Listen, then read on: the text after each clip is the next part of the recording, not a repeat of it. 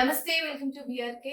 నేను చక్కెర్ల ఝాన్సీ. ఇవాళ మన స్టూడియోలో సర్టిఫైడ్ మ్యూచువల్ ఫండ్ డిస్ట్రిబ్యూటర్ గన్న శ్రీనివాస్ రెడ్డి గారు ఉన్నారు.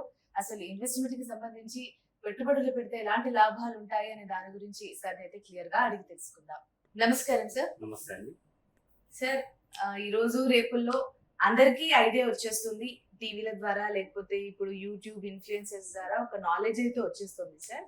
అండ్ ఇంకా చాలా మందికి కొన్ని డౌట్స్ ఉంటాయి సార్. కొంతమంది ఏంటి అని అంటే, కొంతమంది అసలు ఆ వైపు ఆ రిస్కే తీసుకోవాలని అనుకోరు. అది నాకు తెలీదు, నేను అందులో ఎందుకు పెట్టాలి, అసలు నాకు తెలీదు, నాకు ముందు నుంచి తెలిసింది బ్యాంకులో పెట్టడము, బ్యాంకులో ఇంత అమౌంట్ పెడితే మనకి 4-5% ఏదో మనకి ఇంట్రెస్ట్ వస్తుంది, అది బెస్ట్, నాకు తెలియని నేను రిస్క్ తీసుకోను అని అంటూ ఉంటారు సార్. మరి నిజంగా అది కరెక్టేనా? అది కాకుండా మ్యూచువల్ ఫండ్స్ లో కూడా ఇన్వెస్ట్ చేస్తే బెటరా అనేది తెలియని మా ఆడియన్స్ కోసం ఒకసారి వివరించండి సార్. మీరు చెప్పిన అడిగిన దాంట్లో 1-2 సందర్భాల్లో 100% కరెక్ట్. Okay sir. 10% అది వద్దు. Okay. For example bank fixed ఎలా అంటే మనకు ఒక 6 months డబ్బులు అవసరం ఉన్నాయి. పాప మ్యారేజ్ చేస్తాం అనుకున్నాం ఎగ్జాంపుల్, అలా ఫిక్స్ చేసి ఉంటే పాప మ్యారేజ్ కోసం ఇంకో 6 months చేస్తాం అన్నప్పుడు అలా ఉంచేసుకోవచ్చు. ఇంకొకటి ప్రతి ఒక్కరు కూడా ఎమర్జెన్సీ ఫండ్ కింద ఉంచేసుకోవచ్చు. ఒక 1 lakh 2 lakh 3 lakhs ఏదైనా అవసరం పడితే ఎవరు అడుగుతారు? మనం ఇంత ఎడ్యుకేట్ అయ్యి ఉంది, ఇంత సంపాదించేది ఒక నడవడం కాదు కదా. సో ఏదైనా అవసరం పడితే దాన్ని మనం రిడీమ్ చేసుకోవడం కోసం బ్యాంక్ ఫిక్స్డ్ డిపాజిట్ బెస్ట్. అవసరం ఎమర్జెన్సీ ఫండ్ కింద ఉంచేసుకో 1 lakh 2 lakhs. మీ యొక్క మీరు చేసే విధానం, మీ లివింగ్ స్టైల్ బట్టి మీకు ఎంత ఖర్చు అవుతుంది మనకి, దాన్ని బట్టేసుకొని ఫిక్స్డ్ డిపాజిట్ ఉంచేసుకోండి, పొరపాటేం కాదు. మన టార్గెట్ అనేది ఇంకో 3 months 6 months లో ఉంది అనుకున్నప్పుడు డెఫినెట్లీ బ్యాంక్ ఉంచేసుకోండి.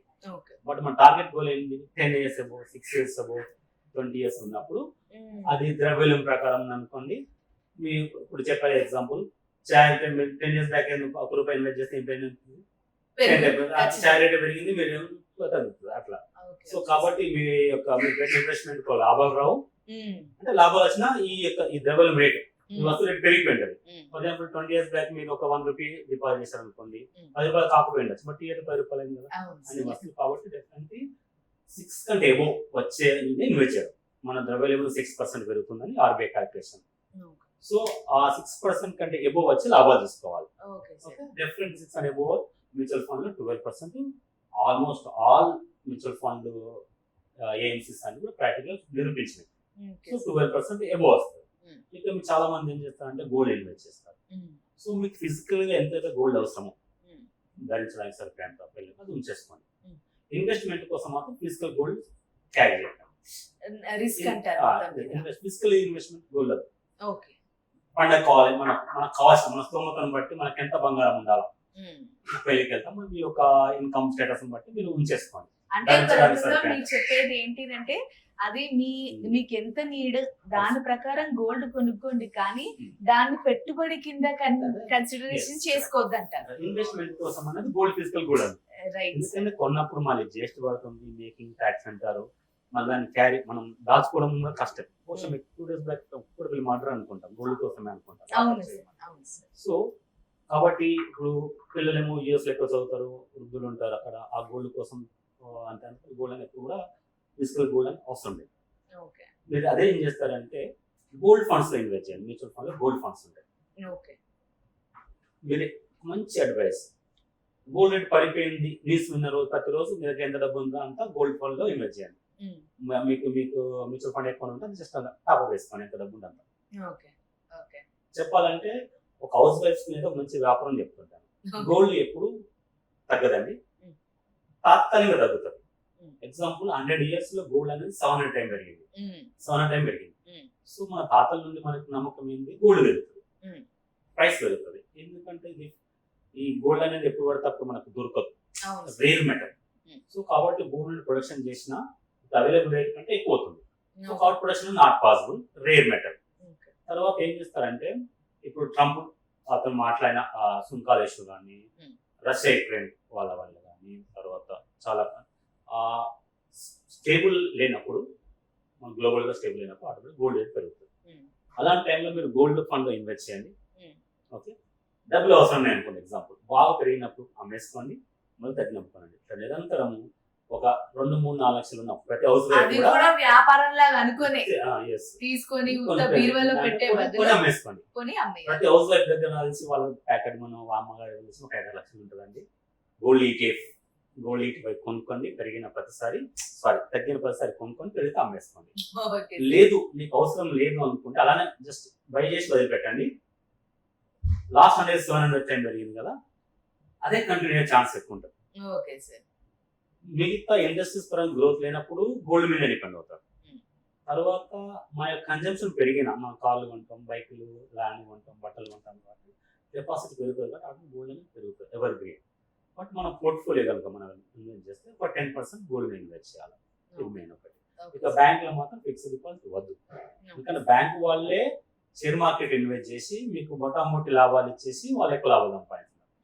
సో ఆ సేమ్ బ్యాంక్ వాళ్ళు ఎక్కడైతే ఇన్వెస్ట్ చేసి సంపాదిస్తున్నారో అదే మా మ్యూచువల్ ఫండ్ రండి, అక్కడ ఇన్వెస్ట్ చేయండి, మంచి లాభాలు వస్తాయి. ఓకే, ఇక ఎప్పుడైనా మీరు మ్యూచువల్ ఫండ్ ఇన్వెస్ట్ చేయమంటే ప్లీజ్ గుర్తుపెట్టుకోండి, ఎప్పుడైనా అప్పు చేసి చేయవద్దు. Okay sir. ఓకే, మీ లివింగ్ స్టైల్ మరీ పీస్నాగా చేయొద్దు, ఓకే అలా అని చెప్పి దుబారా చేయొద్దు. ఓకే మీ నీడ్స్ ఏదైతే మినిమం ఉంటాయో అవి చేసేసుకుని మిగిలిన డబ్బులు మొత్తం పొదుపు చేయండి. మీకు సొసైటీలో వాల్యూ ఉంటుంది, దేశ ప్రగతికి ఉపయోగపడుతుంది. మీ డబ్బులను దేశ ప్రగతికి ఉపయోగపడుతుంది, ఇండస్ట్రీస్ లో ఉంటాయి. ఇంతకు ముందు అన్నట్టుగా డబ్బు ఏం చేస్తారు. డబ్బు సంపాదించేస్తారు. ఎందుకంటే డబ్బు ఉంటేనే అల్టిమేట్ మీ మాట వింటారు. తెలుగు ఉండి ఎంత మాట్లాడినా నువ్వు యూస్ డెఫినెట్ డబ్బును ద్రవ్యోల్బణం కంటే ఎక్కువ వచ్చే మార్గాల్లో పెట్టుకోమని చెప్తాను. ఓకే, తర్వాత మనకు ల్యాండ్ ఉంటుంది. ఒకేసారి 10 లక్షలు మనం విలేజ్ చాలా మంది పెట్టలేరు. 20 లక్షలు కొనలేము కదా. అవును సార్. ఒకవేళ కొన్నా దాన్ని చూసుకోవాలి, ఇబ్బంది ఉంటుంది. ఇక్కడ చాలా కాలం దగ్గర మీరు ఎక్కడ ఉన్న విషయం మీకు ఎవరికి తెలియదు. ఇన్వెస్ట్ చేసుకుంటారు, బిందాస్ ఉండొచ్చు.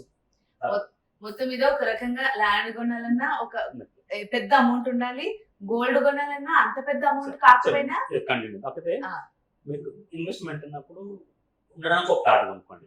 ఓకే, మీకు ఒక అంగబలం ఉంది, మనతో మీకు మేనేజ్మెంట్ తెలుస్తుందంటే ప్లాట్ కొనుక్కోండి, నష్టం కాదు, ప్లాట్ పెరుగుతుంది.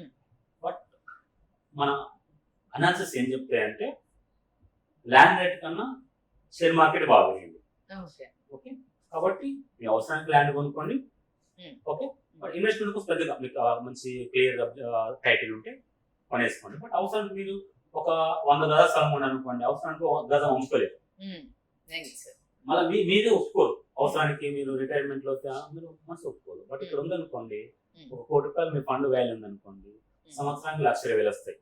నెలకు 1,00,000 వస్తాయి. 1 కోటి రూపాయలు ఏంటంటే అప్పుడు 1,00,000 మీరు సరిగ్గా తినేసి మీకు అంతా అగైన్ మళ్ళీ ఫండ్ లో ఇన్వెస్ట్ చేసుకుంటే మంచి లాభాలు వస్తాయి. ఇక ఫ్లాట్ కూడా చాలా మంది ఎలా అంటే ఫ్లాట్ ఉండడానికి ఒక ఫ్లాట్ కొనుక్కోండి. మనకు ఉండడానికి మంచి కావాల్సిన ఆఫీస్ దగ్గర మీకు డ్రీమ్ ఫ్లాట్ హౌస్ కొనేసుకోండి. ఇన్వెస్ట్మెంట్ కోసం అగైన్ మళ్ళీ ఫ్లాట్ గానే కొనకండి. ఎందుకంటే మీరు 1 కోటి రూపాయలు ఫ్లాట్ కు ఇన్వెస్ట్ చేసినప్పుడు బ్యాంక్ లో మీరు హౌసింగ్ లోన్ 9% ఇంట్రెస్ట్ తీసుకోండి, కడతారు 8.5 అనుకోండి. బట్ మీకు హౌస్ రెంట్ ఎంత వస్తుంది? హార్డ్లీ 1 కోటి రూపాయల ఫ్లాట్ 30,000-40,000 వస్తుంది. దానికి మెయింటెనెన్స్ ఉంటుంది, సొంతం కాల్ చేయరు, ఫ్యాక్టర్స్ ఉంటాయి. మీరు ఇట్లా అన్నప్పుడు ఇదొకటి. ఇంకోటి, నాకు ఫైనాన్స్ నాలెడ్జ్ లేదు అన్నప్పుడు invest in old method, gold land అట్లా. సో నేను కొంత టైం స్పెండ్ చేస్తాను, నా డబ్బుని ఇంకా స్పీడ్గా పెరగాల, సెక్యూరిటీగా ఉండాలన్నప్పుడు ఫైనాన్షియల్ అనలిస్ట్ కానీ మ్యూచువల్ ఫండ్ ఇన్స్టిట్యూట్ కలవండి. మీరు డబ్బులకు గోల్డ్ కంటే ల్యాండ్ కంటే ఎక్కువ మెరుగైన మార్గం మీకు చూపిస్తాం. ఓకే సార్, మొత్తంగా మామూలుగా అలాంటి ఆలోచన ఎవరికైతే ఉంటుందో అది మేము రిస్క్ తీసుకోలేమనే వాళ్ళకి చక్కటి ఎక్స్ప్లెనేషన్ అయితే ఇచ్చారు సార్. Thank you.